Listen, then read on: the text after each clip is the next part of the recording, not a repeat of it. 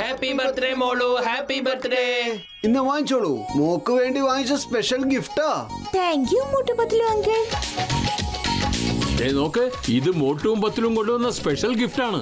ഈ ഗിഫ്റ്റ് അകത്ത് കൊണ്ടുപോയി വെക്ക്. ഫംഗ്ഷന് ശേഷം നമുക്ക് ഇത് തുറന്നു നോക്കാം. എന്റെ മകൾക്ക് വേണ്ടി കൊണ്ടുവന്ന ഗിഫ്റ്റ് വളരെ സ്പെഷ്യൽ ആയിരിക്കും. അങ്ങനെയാണോ? എന്നാ ഇപ്പൊ തന്നെ കാണിച്ചു കൊടുക്കാം. ഹീറോ ഇത് സീറോയാക്കി.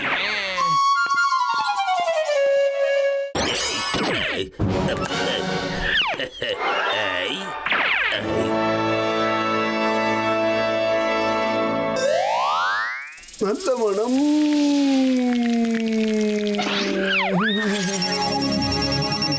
ഹലോ, ജോണായിരിക്കും ഡോൺ. ജോൺ തന്നെയായിരിക്കും ഡോൺ. ഞാൻ നിന്റെ ഗിഫ്റ്റ് മാറ്റി വെച്ചാ പോട്ടു. അവരാ ഗിഫ്റ്റ് തുറന്നു നോക്കുമ്പോ നീ എല്ലാവരുടെ മുന്നിലും അപമാനിതനാകുമ്പോഴാ പോട്ട്. അത് മാത്രമല്ല, നിനക്കത് ജീവിതകാലം മുഴുവനും മറക്കാനും കഴിയില്ല.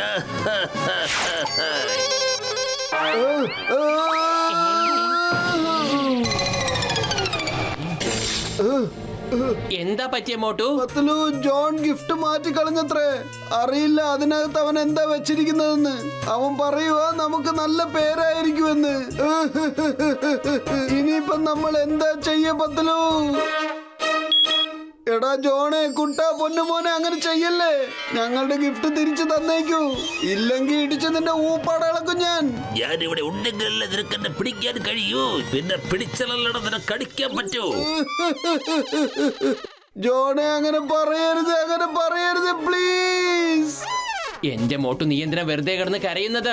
അവൻ ഈ പാർട്ടി ഹാള് വിട്ടിട്ട് ദൂരേക്കെങ്ങും പോയിട്ടുണ്ടാവില്ല. ആ ഗിഫ്റ്റ് ചിലപ്പോ അവന്റെ പോക്കറ്റിൽ തന്നെ ഉണ്ടാവും. വാ, നമുക്ക് ആദ്യം ഗിഫ്റ്റ് വാങ്ങിയിട്ട് എന്നിട്ട് ഈ ലോക്കറ്റ് എക്സ്ചേഞ്ച് ചെയ്യാം. വേഗം വാ.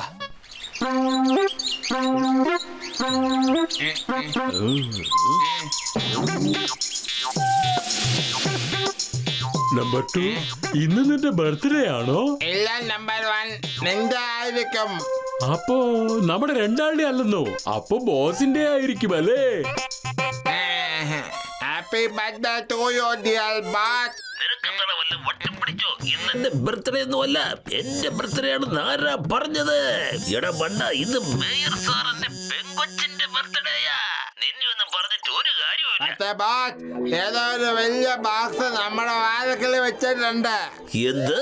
ഇത് നല്ല കാര്യമല്ല. ഇതുവരെ എന്റെ ബർത്ത്ഡേക്ക് ആരും 10 പൈസ പോലും തന്നിട്ടില്ല. അങ്ങനെയുള്ളപ്പോ ഇതാരായിരിക്കും എനിക്ക് ഗിഫ്റ്റ് ഒക്കെ തന്നിരിക്കുക? ഇനി എന്റെ വല്ല ഫാനോ മറ്റോ ആണോ ആവോ? എന്തായാലും പൊട്ടിച്ചു നോക്കാം. കഴിക്കാൻ പറ്റുന്നതാണ് കഴിക്കാം. പക്ഷെ ഞാൻ വന്നിട്ട് പൊട്ടിച്ചാൽ മതി.